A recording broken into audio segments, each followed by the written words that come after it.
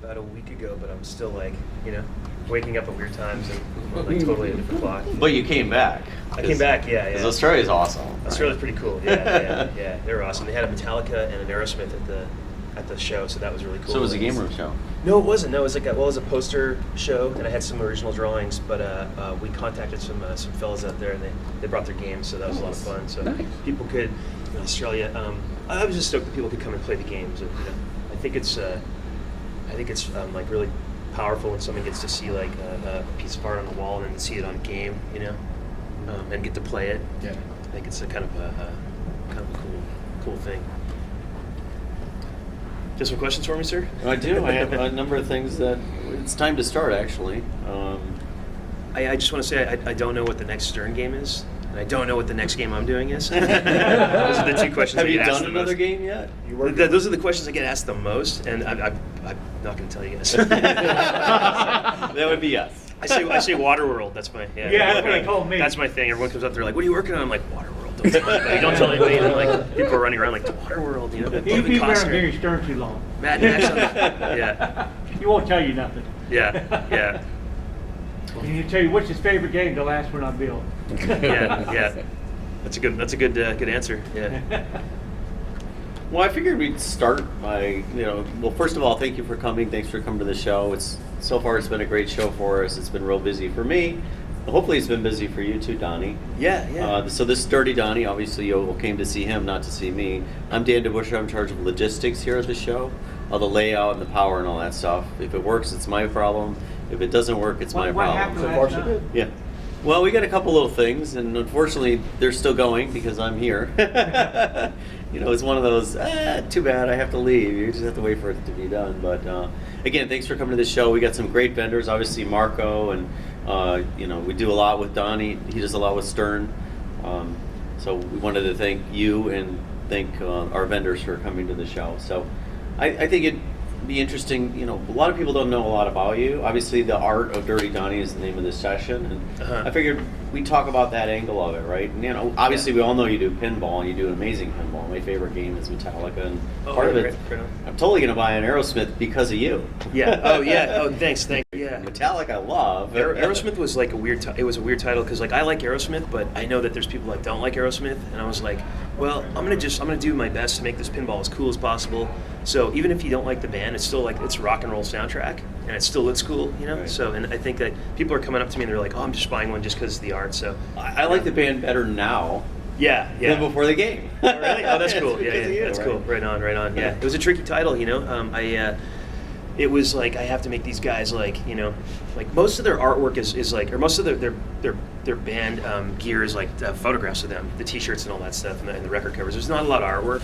Like I went through their whole archive, and the artwork they do have is like, I don't know. I felt it was kind of weak, and I just didn't want to make them look like douchey, and to make them like they look cool, Have you done anything for them since the game? No, I haven't. No. I'm a little surprised about that. Yeah. I think the band, I think they might have just got their games. I mean, a rock band like that, those guys are so big, and they're so like, I mean, to them, I'm sure when the pinball shows up, they're like, wow, cool, and they were involved in it to an extent, but those guys are tugged everywhere, and, Right. and I'm sure they're getting older too, and they just want to chill. So I mean, people think like, I don't know. I mean, I could make my own pinball machine, like it'd be pretty cool, like to have one for your band. But I have no idea what they think. But just knowing Metallica, like I know those guys, and right? I just see what happens, and like when they leave their house, like they get attacked. Like people are like following them, and it's kind of crazy.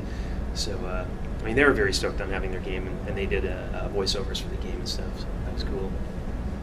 Well, let's start from the very beginning. Okay. I mean, obviously you have a style of artwork. How did you evolve into that? You probably didn't start with that style, right? Well, no. I mean, I've been drawing since I was a little kid.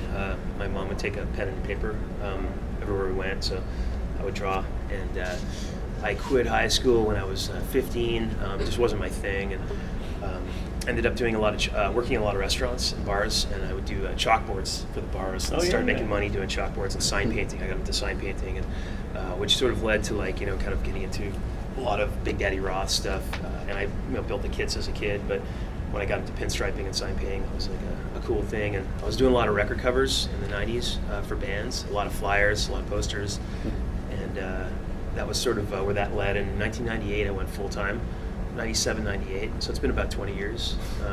I just quit my day job, and I was making more money on art than I was, busting tables, and washing dishes, and Probably doing fun stuff. enjoyable. Yeah, maintenance jobs, and kind of done it all.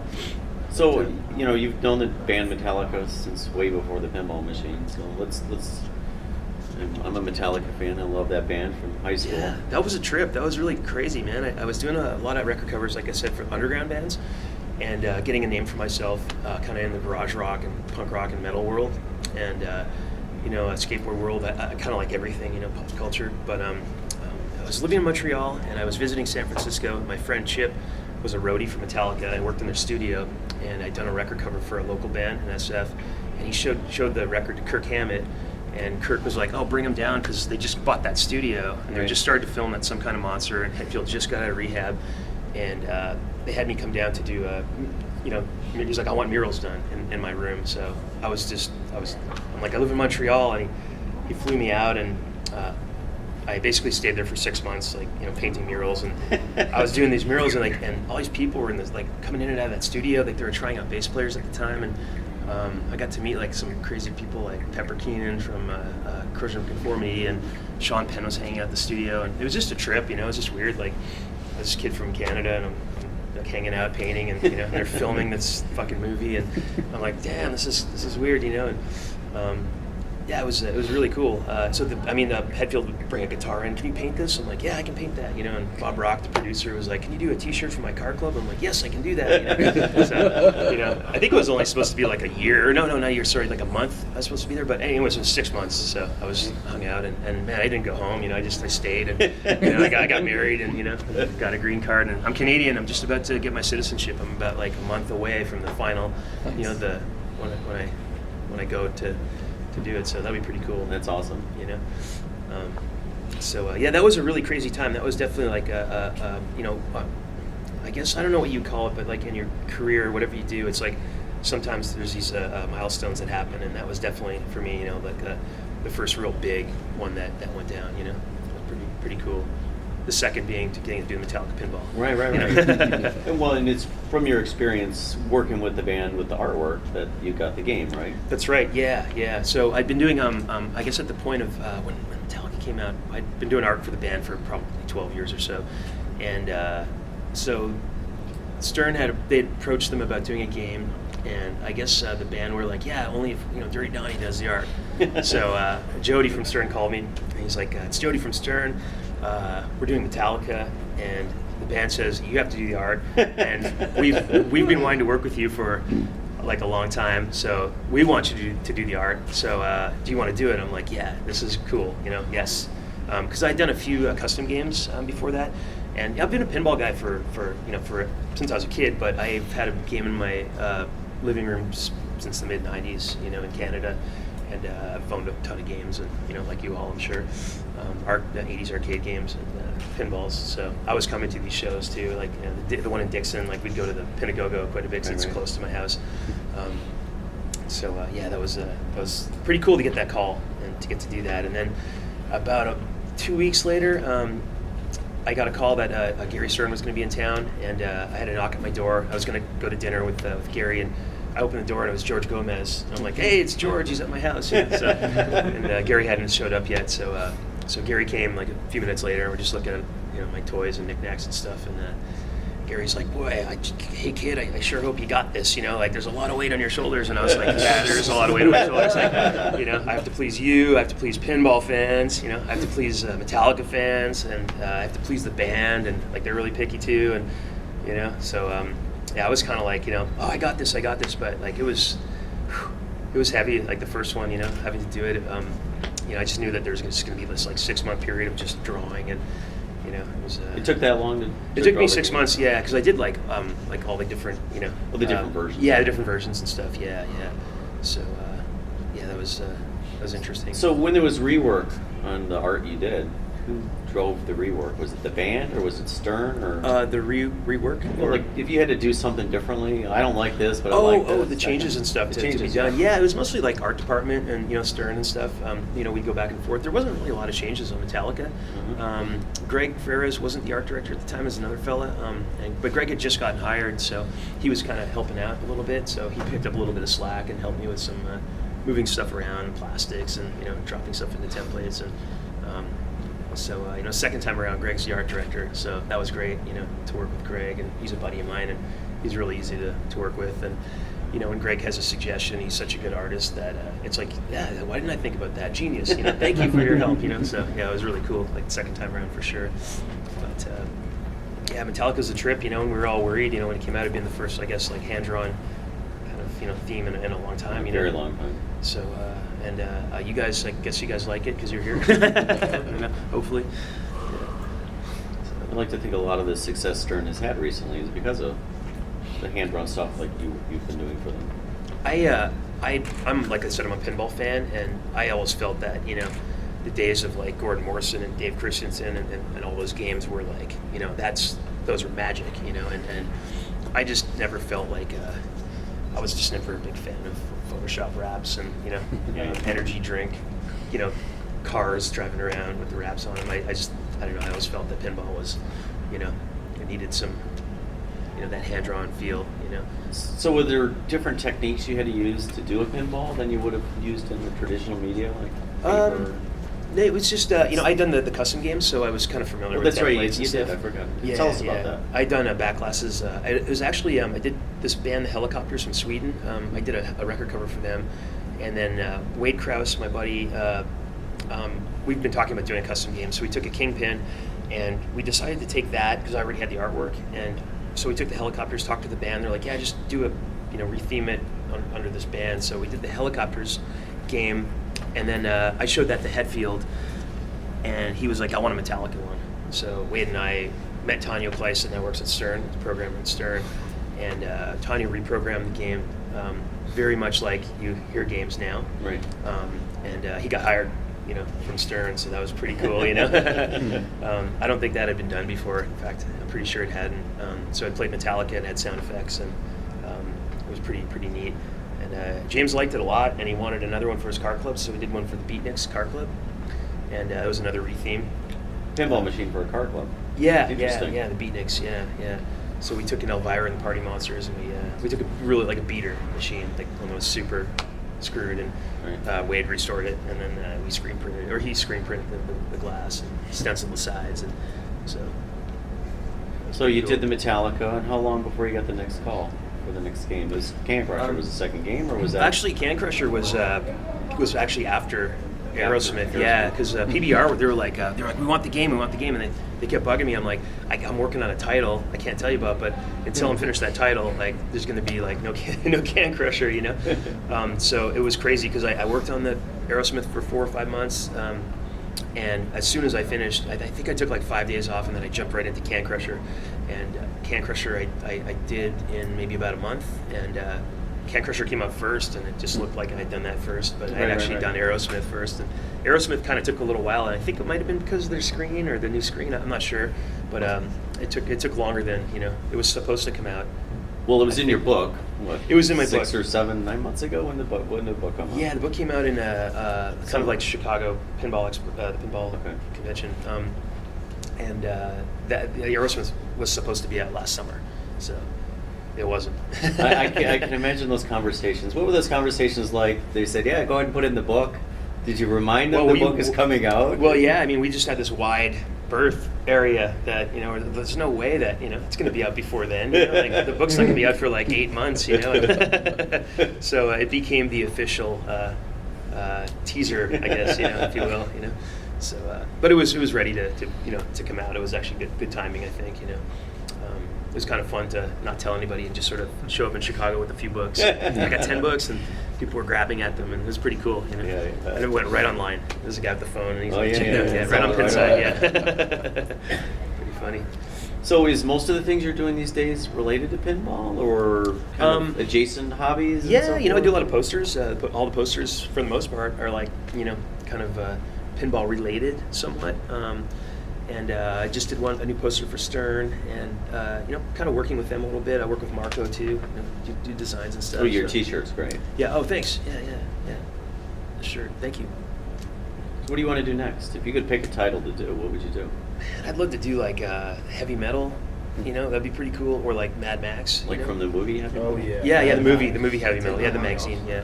I mean, Mad Max would be cool. I just don't know if I think if they would have done it, they would have already done it. I have no idea. That would have been a neat title. Yeah, I think it's probably too late for that one. Yeah. So, if you could do your own game, like theme and all that, theme artwork and all that, what would you pick? I don't know.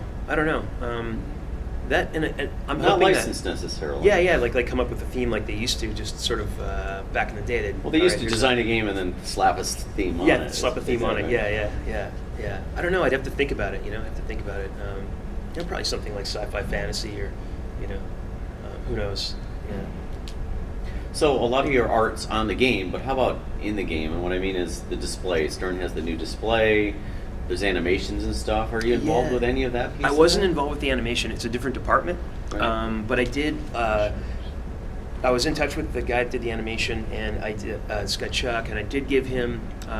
He had access to my art package, so and I was like, just use what you need for your animation. Like you cut stuff out, and But I was so busy doing Other stuff. doing the my art that on the game. I just wouldn't have had time to jump in there. But and it's a new thing too. It's a whole new thing what they're Right, doing. right. So yeah, who knows? Have you thought about doing work for other pinball makers? I mean, there's Well, a couple others out there, and Yeah, well, here's the thing. I do art for Snap-on Tools as well, and so if Mac Tools were to come to me and be like, "Hey, do you want to do some art for us?" Like, I'm already, it's not really a great. If you're working with somebody, you don't really go to their competitor. Right. It's kind of a respect thing, for sure. I guess. So. Well, do you know any of the other pinball artists? I forget the name of the guy that did the other hand-drawn art. Oh, Zombietti. Zombietti, Yeah, Jeremy. Yeah, he's a super nice guy. Yeah, we hung out at the last, was it the Milwaukee? The MGC? Milwaukee show. It was the Midwest Gaming. Classic. Yeah, Gaming MGC. Classic. Yeah, that was it. Yeah. So yeah, we hung out there for a while, and he's a cool guy, super nice guy.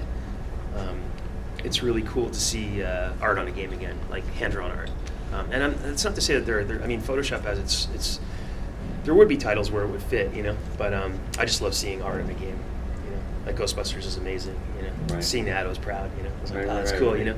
That's cool. Now, if you could take any game that's been made in the last 10 years and redo it, which game would that be? Man, I don't know. Aerosmith. You'd redo Aerosmith if you could. I'm happy with Aerosmith. Yeah, doing Aerosmith was really cool. Having like kind of a second chance to do a game, and knowing sort of from Metallica, like Right. I just feel like Greg was really good with the time management and art directing and stuff. So I was able to like focus on the glass, and I wasn't bouncing around a lot, and I was able to kind of like spend some extra time in the play field. And there's a little bit of I have a thing, Donny TV. It's this vlog I'm doing. Okay. It's my own YouTube channel, and I'm gonna do a little thing when I get I haven't got an Aerosmith yet, but when I get it, if you looked at the play field behind all the ramps, I did some extra artwork. There's some little hidden stuff back there, and I knew that there'd be hidden stuff. And Greg was like, "Yeah, do it. That'd be cool." And it just took me a little extra time, but I wanted to, even though you don't see it, but if you get in there, there's little characters and there's some stuff happening, and so kind of a fun little thing. And So you've done 3 games now, yeah, as far as we know. yeah. Is there an order by which Or they... Waterworld. Yeah, Waterworld. Hey. Well, the early Metallica one, yeah, actually, we'll go there first. The early Metallica one, you did the custom one, right? Yeah. How similar is that to what the final Metallica that everyone? There's similarities in the pro backglass for Metallica. It's similar to the custom. I needed something that just worked so well. I kind of wanted to, and I did a T-shirt for Metallica like that, and it was really well received. So I kind of wanted to do one of the glasses like that. Actually, the premium, the Dirty Donny premium, was supposed to be the pro glass, I'd meant for that to be the pro, and the art director at the time, he had swapped them around for, well, whatever reason, Didn't ask your permission. Well, once you hand in your art, They can do whatever they want with it. they can do whatever they want with it, kind of thing. This time around was cool because I talked to Greg a bunch, and I was like, yeah, I want to be involved like in everything right till the last minute, So, if there's any swapping around or whatever, I mean, Greg knows what he's doing, Right. So that was very cool. I did every little, piece on that. So every little bit of artwork, like. So is there an order by which, you've done it 3 times now, is there an order by which you think the game should be drawn?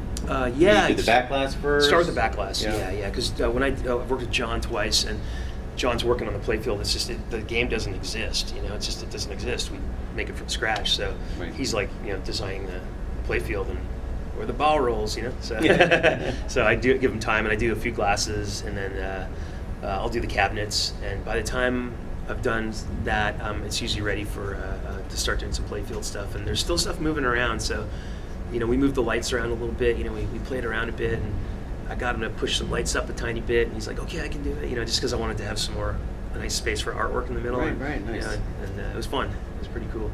That's pretty cool. Playfield, it's a lot of fun to do a playfield. There's crazy stuff going on, and it's just a lot of fun to jam in there. But it's the last thing, like the very last thing, is the playfield, and then the plastics. Now, I heard you on a podcast, I think it was this Flipping podcast, where we were talking about the Aerosmith, and you mentioned that the only thing they wanted was more cigarette butts or something? Oh yeah, Steven Tyler wanted. He's like, it's great, but the only changes I want are like more cigarette butts and sins, like more cards and stuff. So I had all these cigarette butts and shit drawn. So I was like, I plopped them in, and was like, that's great, So if I would have put them in there, there might have been someone like, take them out, Like, when you put stuff like that on it, Yeah. Like, being an artist, I always like, you push the envelope, and you go to the edge and see how far you can get, And usually things get, like cigarette butts will get taken out for sure, Yeah. But like, I've never had someone want, like a corporate kind of thing. Like, I don't know if you call it corporate, but like a bigger job, like somebody wants more stuff like that. So that's cool.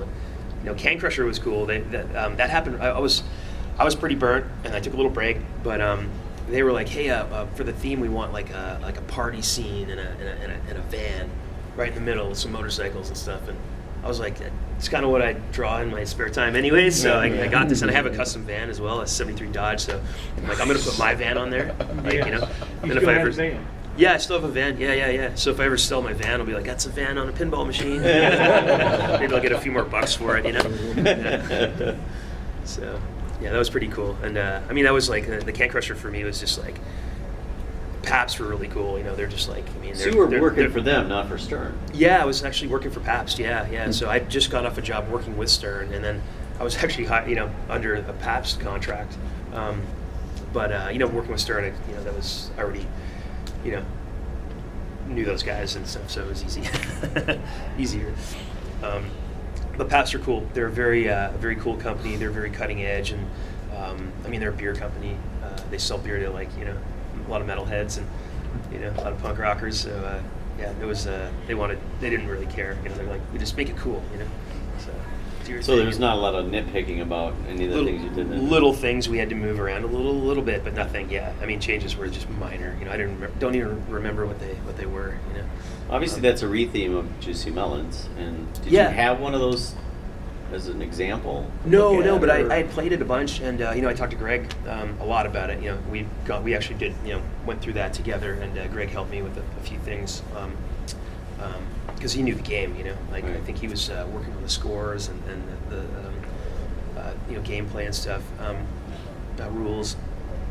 So that was a lot, really helpful, So I did the game under with Greg's blessing, and he had interest in it for sure, Right. So that's a title that was already built. Everything was where it ended up being, because obviously it's rethemed, but. Mm-hmm. What did they give you to start with in that example, right? Well, I got templates. I don't know if you guys are familiar with templates, but layout of the play field and all I'll that. get templates in an Illustrator file. They'll email it to me, and then I can open them up, and I can also print them out. So I think I had a few printed out, and when I do a play field, I'll have a printout of it to size, and then I can put it on my light table, and I can actually sketch and draw right over top of it. Oh, that's pretty cool. So all the stuff like on Aerosmith is like actually a big drawing. It's actually 2 big drawings. It's kind of nice to work to size too when you're inking. That way when you scan it in, it's like clean. So you're actually not doing it digitally when you. No, it's all hand drawn. I have a Wacom tablet, and I'll do a little cleanup on that if I have to here and there, and I'll do my colors on that. So I color everything in the computer, when I'm doing a job that needs to be printed like a pinball machine, For the posters, I color in the computer, but it's screen printed. And then I also I airbrush and I paint gas tanks and cars and I don't know, I draw on things and people give me money. That's pretty great. Well, what's next for you? Waterworld. Yeah. I'm going to take a little bit of a break this summer. I've been traveling a lot. Like I said, I was just in Australia and I was at Pinagogo the day before Australia, and then I've had a few days, and then here I am in Atlanta, beautiful city. I got a show in Chicago. It's a bike and van show. Going to be a guest artist at, and then pretty much just taking it easy this summer, I think, and probably do some drawing. So the Chicago show, will you bring your pinball stuff? Do you think it'll sell, or your artwork related to pinball? Oh yeah, last year was great. Yeah, it sold like pretty much everything I brought. So right as I was leaving, people were just still grabbing out of my portfolio. So I'm like, that's a good thing, So if I go to Chicago next year, you're talking about the Chicago show that I'm doing. The cars and. Oh yeah. I'll probably do pretty good at that. Yeah. Sorry, I thought you were talking about the expo last year. Yeah. Yeah, no, it'll probably be pretty cool. Like they're gonna have like a gallery kind of setting, and then I guess there's gonna be cars and bikes and vans outside. So my thought was the art that you're gonna sell in it. Yeah. Is it gonna be pinball related? Oh, sorry. Yeah, it's gonna be everything that you see here. Yeah, Right. But basically the posters I'm gonna bring. Yeah, and I think Logan Arcade Company.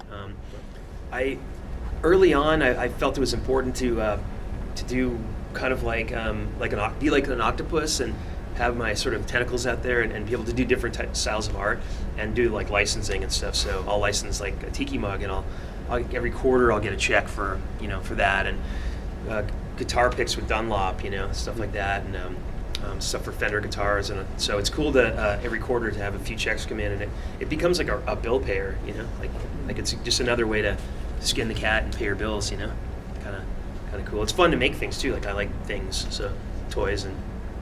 So you've really focused lately on these blacklight posters. It looks like you're really prolific with those. Nobody was doing. No one was doing it.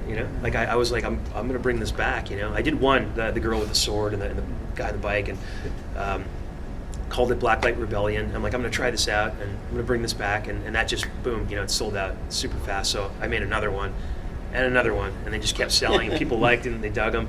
And I was like, okay, this is how I'm going to do posters now. Like this is my poster look is going to be blacklight style. And then I've been getting people across the world that have game rooms, and they're like, this looks perfect in my game room, because I'm a guy that I don't have a game room, but I'm a guy that would have a game room. So I think those would look really cool, and because when you've got a pinball, it kind of goes up to here, and then there's all this space with nothing, and you need something there. So. You need a blacklight poster. What do you call home? San Francisco. You still live in California? Yeah. But I'm from Ottawa, Canada, originally, and Montreal, and but I've been in California for 15 years. I noticed on your website some of your stuff is sold out. You don't do any remakes? The posters I generally don't reprint, so they're usually signed and numbered editions, and I just as soon make a new one and then reprint an old one, and they maintain their value that way too, and it's like, get it while it's hot, and then it's gone, on to the next. Same way with some of your figure screens you make? Yeah, it just depends on, who I'm working with and what it is, but for posters they're always limited, So you do more than drawing then? Yeah, I make things, and airbrush and toy design and stuff, and sometimes, So have you done, you did the metallic, and going back to, you were painting murals on the wall. Mm-hmm. Do you do that kind of thing these days? I haven't done a mural in a long time. It's not to say that I won't. The game room, like you got the rich guy with the game room, Dirty Donny, let's come paint some stuff on the walls, right? Hey, sure. Run into that? Yeah, I would do it, for sure. Yeah. It's nice to change it up. It's nice to do a pinball machine and then to go and like I'm painting a drum kit for the band Mastodon right now. Oh, yeah. So I'm gonna, and they're in town. They live here actually. He lives here. He's on the road right now, and he was like, "Oh, you should stay at my house while I'm gone." And I was like, "Oh, I got a hotel in I'm close to the games, that way." So my next job is actually I got to paint bronze drums. But it's nice to I'll go do a drum set. I'll get sick of that. I'll go do a drawing, make a poster, and then maybe I don't know, make something out of wood or some furniture or something. Who knows? Work on my van. Work on your Star Wars Millennium Falcon, right? Yeah. You noticed that? I got that. I heard you talking about that. Oh yeah, those things are insane. I bought the. I don't know. Those are let's nice. tell everyone about it. Okay, D'Agostini, this company, they make movie props, and I bought the Millennium Falcon Empire Strikes Back movie prop. It's a giant model kit, and it's insanely hard to build. And I'm about 2 weeks in, and I'm only about not even a quarter of the way through it. And I'm a pretty quick guy with that stuff, and but I'm wow, I bit off more than I can chew. This thing's this thing's gonna take a while to build. But yeah, it's going back in a box and on the shelf for now. I need a You break. still have Skeletor's castle? Yeah, I still got, That's pretty cool. yeah. You can buy those, or they made them for people who had them when they were kids, but now they're 40 and they, it's bigger and more expensive, Does Wayne Krause still live in San Francisco? He's in, Wade is in Fresno. Oh. Yeah. What, have you been to his shop and stuff? Yeah, many times. Yeah. We're old friends. Yeah. Okay, silk screen machine he has and everything. Yeah. We're actually doing the new poster for Stern. That's actually going to be a glass. Wade's going to print that on glass, and it's going to fit the modern Stern games. Oh, And that's it's pretty cool. say Stern on it. It's an official for no game, but you can stick it in whatever game you want or on your wall or. Yeah, so kind of neat. We just wanted to print on glass again, do an art print on glass. So I think we're gonna make 50 or 100. So it'll be pretty rare. I'll put that on my site when they're ready, and I think Stern might sell them too. I don't know. We haven't worked that out yet, but green lights on that. You know Dan Fouts? Do you know him? No. Oh yeah. Dan. Murals? Have you ever thought about doing used to work for Atari, right? Yeah. Yeah. Uh-huh. But he does murals all over San Francisco and areas. You see them on Okay. bridges where he paints them. Yeah. Have you seen any of that? No, I haven't. No. Hey, Dan, I think this guy had a question. I'm sorry. I was just wondering, now that you're sort of established and, recognized with Stern, and I know you're not going to give any titles away or anything, but do they ever allow you to say, hey, this is the next 5 years forward? Is there anything you're interested in? I mean, I think everyone can agree, and I know there was probably assets that had to be used, but if someone like you could have done Star Wars, it would probably quadruple the... Oh man, I would have loved to do that. Right. That would have been pretty cool. I mean, there's titles Greg that ever go to you and be like, hey man, I know, do you have any interest, Rat Fink or here's a list of what we're thinking about. Is there anything you're interested in? there's titles that get kind of kicked around, but I sometimes I get asked. Like Aerosmith was one. They're like, do you want to do this? And I was like, yeah, I'd love to do a rock band. Another band. That'd be cool. So the next one, I don't know. We'll see. The other thing is, I'm one of them crazy people that have arcades in my backyard. And, Yeah. I mean, how would I get in touch with you if I wanted? I'm building a 1940s gas station next. So if I wanted you to do a door or something like that, like a little truck door, something Oh, to original. paint on a car? Yeah. Yeah, you could contact me through my website, and we could talk about it. These days, it's all scheduling. It's just that's my Well, you're hardest taking the thing. summer off, man. You got plenty of time, right? Well, yeah, no, I mean, For this you, is he's my not off, right? yeah. This is my first little bit of time off, So I mean, me taking the summer off is painting a drum kit. Yeah. I just don't have to travel this summer until Chicago, or after Chicago. I think I have a few months where I'm just kind of at home, working on things, But you can contact me. It's just time's my worst enemy, trying to schedule stuff and. Do you see a situation where they bring a game to you and you're like, not doing that?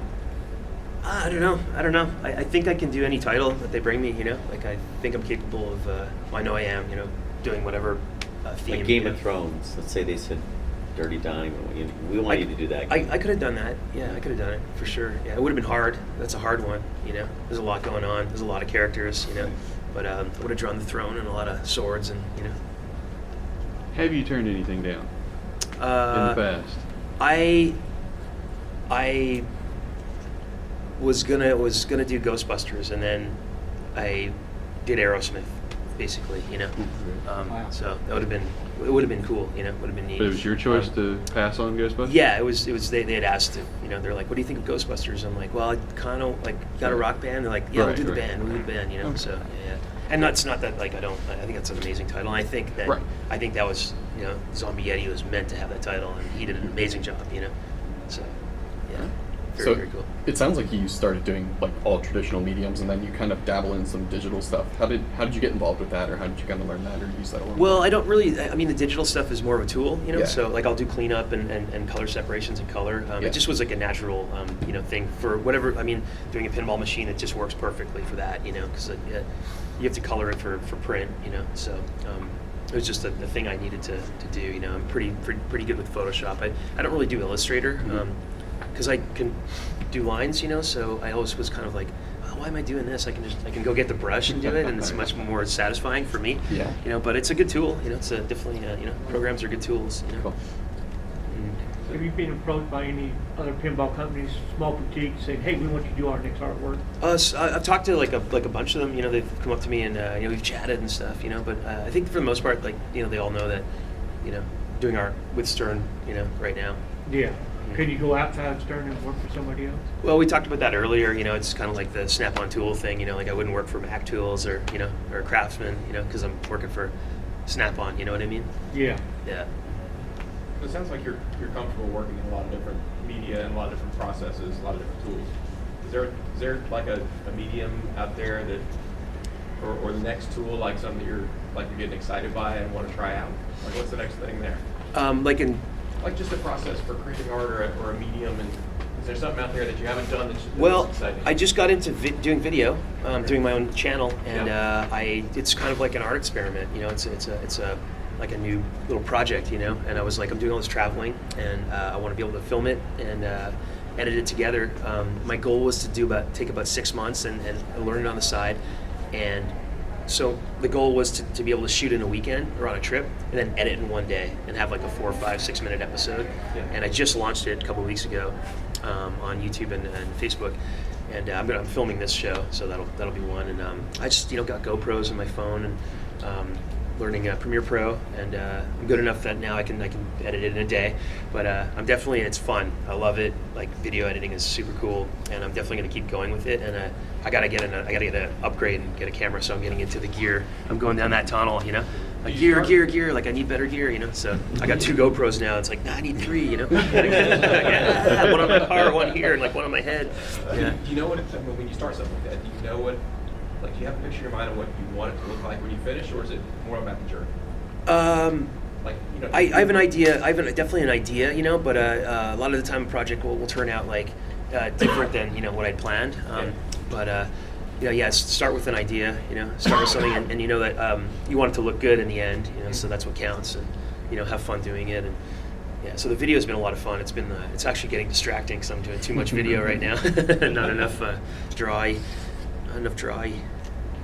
So. Hey, Donnie, who inspired you when you were growing up? Was it Kevin O'Connor or John Yossi or who, you know, those kind of artists? I was like, as a kid, you know, like a lot of comic book artists, Jack Kirby, you know, and growing up, you know, like guys like Robert Williams and Big Daddy Roth, and for pinball, you know, like getting more into pinball in the 90s. That's when I started, you know, getting games and stuff, and like Dave Christensen and Gordon Morrison, you know, were definitely like, I think the 2 guys that were like, you know, for me, like the coolest artists, you know, like, you know, Greg's art was very cool too, you know, Yeah. like Elvira, Party Monsters, and Scared Stiff, you know, like those are What do you pretty think about incredible. Paul Ferris back in the day? Yeah.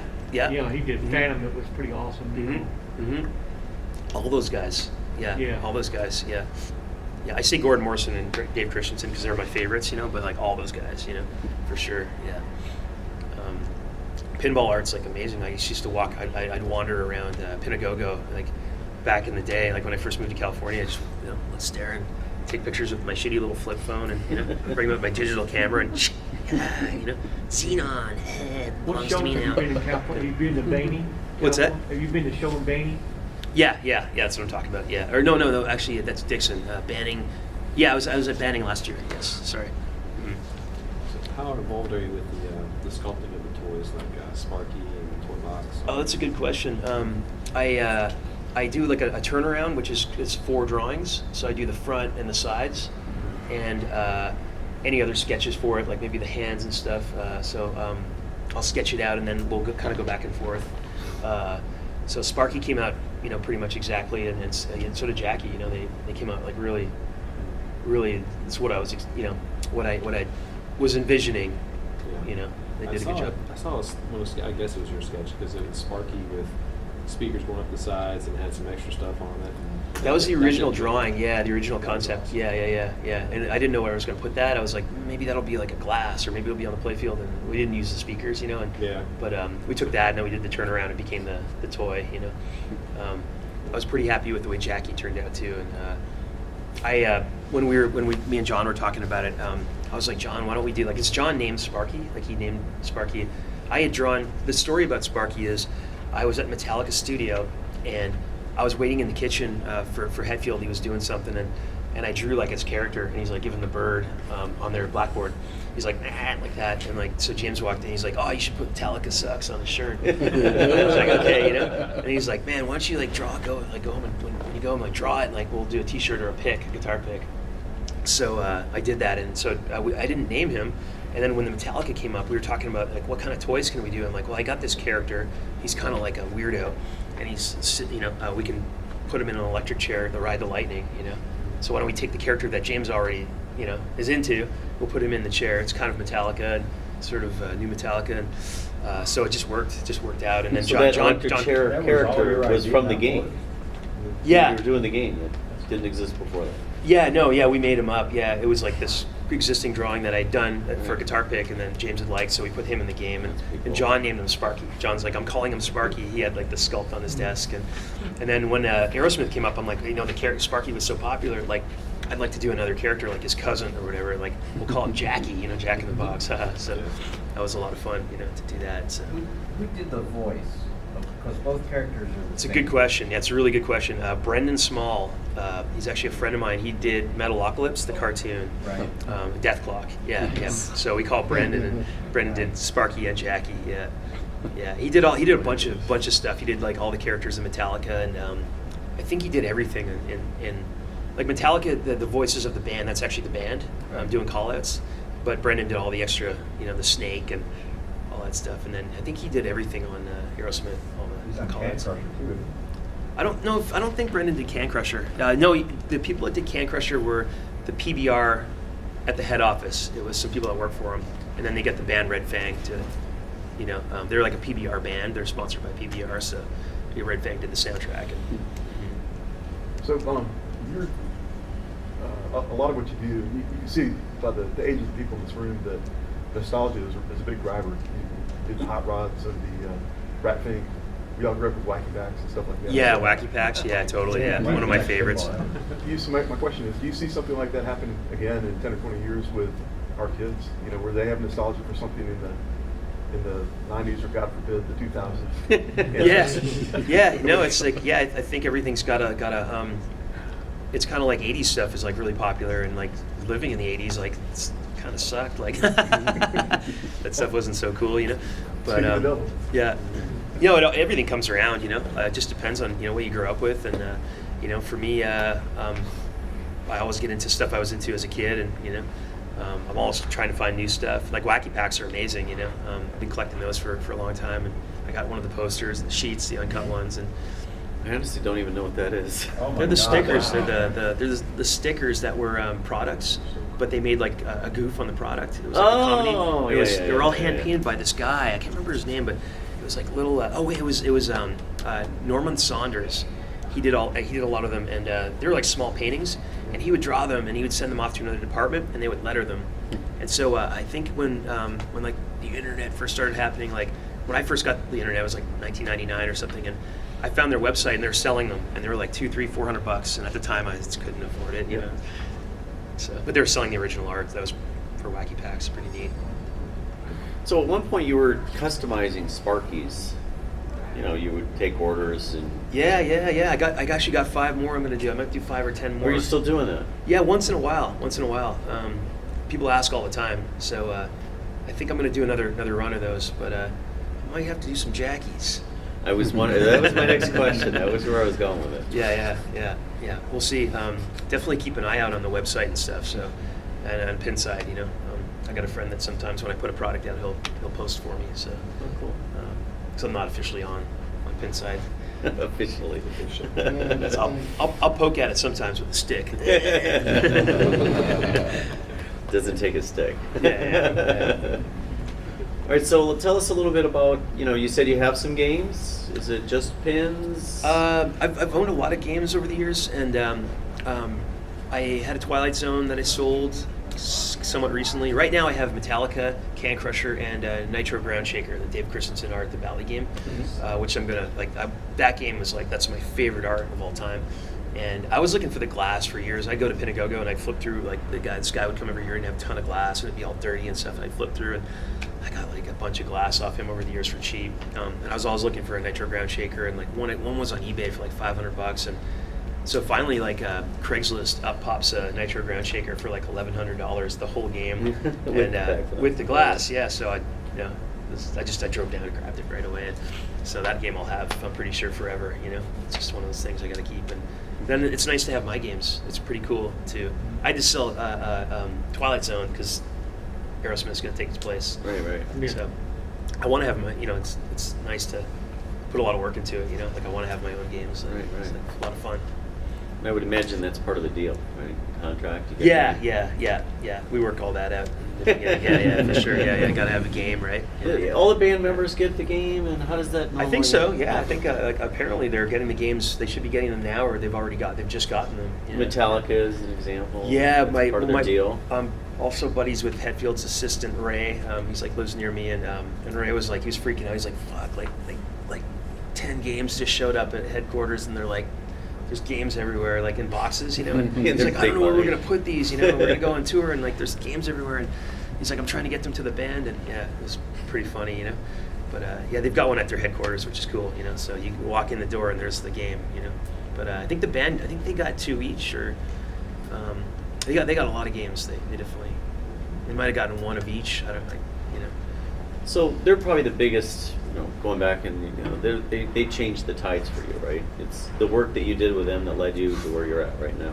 I was definitely part of it anyway. I was definitely getting well known in the kind of garage rock scene and the rock and roll scene, skateboard scene, and I was definitely doing a lot of work. So I would have probably been doing what I was doing, and hopefully been into pinball, doing pinball art. Had it not worked for them, I definitely would be Dirty Donny, the artist, and I probably would have, climbed other mountains, or tried to, but that definitely helped. That was really cool. It was definitely, it's been a really kind of good thing to be attached to, It all started with painting murals in somebody's studio, right? Yeah, I guess so. Yeah. They're like, oh, come to our studio and stay for a month. You in a hotel? How does this work? Yeah, they put me up. They got me a place to live, and just basically I just stayed until they went on tour, and because I mean there was really no stay. It was kind of weird. It had been 4 or 5 months, and I was just still there painting and doing shit, and they're just just hang out, dude. It's cool. You're cool. It's fine. They'd be filming, and the film crew, for some kind of monster, they'd be like, oh yeah, you gotta leave the room because we're gonna do an interview with the band. And Hetfield's like, no, you can stay. And I like to watch him paint while we're. So one part of the movie, they're being interviewed, and I'm on the other wall. I'm off camera painting, but we're talking. Kirk and James are talking, and you can see the surf mural behind them. So if you see that part of the movie, I was standing right there, and I had to sign a flyer, a waiver to be in the movie. But none of my big scenes made it. But really, it's about them. It's not about me. Right. They don't and you're care. still friends with them, I assume, right? Yeah. So. Well, any other questions? I don't know how much time we have left. We got 9 minutes, right? Have you ever met Python? Yeah, I did. Yeah. A while ago. Great artist. Yeah. Yeah. Do you ever do any movies with Wayne? With pinball movies, like The Donut Girl, or? No, but I'm doing my Donny TV, and there's plenty of pinball in that. Most of the shows I do are pinball related, so yeah. That's cool. You still got any books available here? I do, yeah. I got a few left. Yeah, I got a couple left. Yeah, if anyone wants a book, yeah, come by. I think I have I think I got 5 more with me, 5 or 6 more. Yeah. Well, I'm the one that was walking by your booth in Expo, and you just opened the crate. I go, what's that? And he goes, oh, my new book. I go, okay. Looked at it 2 seconds, bought it. I took a couple steps, you signed it, took a couple steps away and go, holy crap. And I went back, what does this mean? And he goes, I don't know. And I go, okay, no. It's the Aerosmith. That was me. Yeah. Oh, right on. Oh, so any more books? Sorry? Any more books? Yeah, In the future. Well, this one just came out, so this is my second book. Oh, yeah. And yeah, the first book I did is called Monster Revolt, and it's the first 10 years in California, and this is my last 5 years in California. Okay, so yeah. the first book's still available? It's out of print. Yeah, it's on eBay. Or sorry, it's on like you can get it on like Amazon. It's once in a while. It goes for quite a bit. But the idea behind the first book was print. Like the first run was about 5,000, and with Ginkgo Press, we're like, let's print one edition and just not do a second edition. And I mean, it was good. It sold out in 8 months, so that was cool. But it's kind of like if you put a book out and it goes on the $9.99 bin, it's like that's the kiss of death, for an artist. This time around, I have got the successful first book. This time around, I want to keep this book in print. And I feel with my newer stuff, it's got all the pinball in it. It's got my different styles in it. I just feel it's a stronger book. It takes about 5 years. Well, it's been 5 years for me to get enough stuff to put in a book. Like if I did another book, I'd probably have like 7 pieces, because that one just came out. I'm running I don't have enough stuff yet, but yeah, hopefully, yeah. Good. Give me 4 more years. All right, keep my eyes open. Now, to put something like that in the book, do you have to pay like a royalty? He's cool, he's really funny, and just hanging out with Ricky, like he's getting stoned and he's just like talking and shit, and just like listening. And it's just us. The whole video is like him talking. It's pretty funny. But we connected for sure on the Metallica BC Boys thing, because like he got hired by the Beasties like years ago, and that was his thing, and I have the Metallica connection, and so it was kind of a similar thing, Yeah, I hired a bunch of photographers, and I got it all together and put the book together and tried to give it flow, and make it as cool as I could make it. It's pretty awesome book. Oh, thank you. I made it too with pinball people in mind. I was like, I mainly want to. That's why I called it Pinball Wizards and Blacklight Destroyers. And, I had you guys in mind, so. Stern don't like to talk about numbers, but do you have any idea how many Metallic machines were sold? I think they sold like 50,000. 70,000? I don't Probably know. 7. Yeah. I don't know. I have no idea. Yeah. They really don't like to talk numbers anymore. Yeah, I don't. Yeah, I don't. I don't work at Stern. So I don't know the dirty secrets and the. I don't know the secrets or what's going on really. Yeah, but people keep asking. What you working on next? Waterworld. Yeah. Exactly. All right, well, I think we're out of time, right? Yeah. We had an hour, and I want to thank you all for coming. It's been a great show so far. I hope you're all enjoying it. So next year's show is the same weekend, same place, unless some things change. I mean, obviously they made it the hot sauce bottles with the date on it. We're having some parking troubles. We've had a lot of parking troubles, and it's probably not going to get better next year. So, but anyway, thanks to Donny for coming, and be sure to visit the vendors. There's a lot of feedback from previous shows that we need more vendors. Give them some of your business. We're grateful to have them. Those vendors, they make the show happen. You make the show happen. We really appreciate you guys coming to this session and to all the show's doing pretty good compared to Northwest Pinball Show going on. You've got Colorado Show going on. I think we did very well. I think we do too. It's still a disappointment they're all the same weekend, because I'd go to those other shows occasionally if I didn't have to be here. So anyway. Thanks so much for coming out, guys. Super cool. Yeah, thank you. You know where his booth is, so I thought it was just gonna be like the 3 of us, just hey, what's up? Campfire, like. That's why I sat here too. I was like, it's more kind of I don't know. I'm sort of afraid of the mics and get up on like I don't know. That'd be cooler. So, I don't know. Yeah, come by the booth, guys. Say hi and hanging out. You got a lot of miles on that van? It's got a zillion miles on it. Yeah. The motor's a dog. Yeah, I need a new motor. So if you want to contribute, come by my booth and buy some posters and visit him at the booth. Buy some books. And, You going back to the booth now? Yeah, I'm gonna head back I now. want to get one of those books. Oh, right. Yeah. We'll go back. Hey, We'll who's walk the back. band's older? All right, let's do it, Tim yeah. Arnold's. I don't know. Yeah. Instead of Tim Arnold? Yeah.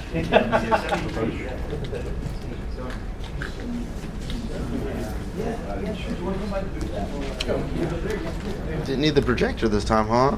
I thought you were gonna do some slides or something.